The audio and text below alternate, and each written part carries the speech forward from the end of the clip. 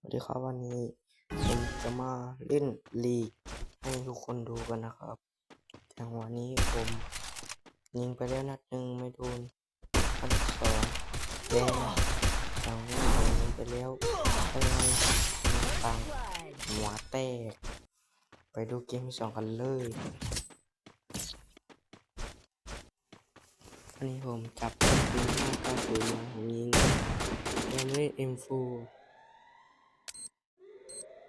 ผมตั้งระเบิดเร็วไปแล้วก็ยังไงทุกคนไม่โดนแต่ผมเห็นมันยังแทงผมปาดแตกหัวแตกกระบาลลูกตัดมาเกมตานี้ผมในจับเกม590เห็นมันปาดซ้ายไม่โดนมันขึ้นมาตั้งไอโบหัวแตก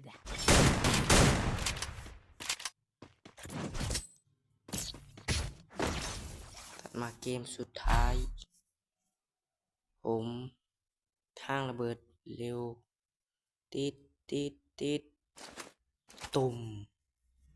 โดนมันเลยเลือดผมยิงมันไปเม็ดหนึ่งผมโดนระเบิดไปแต่ไม่โดน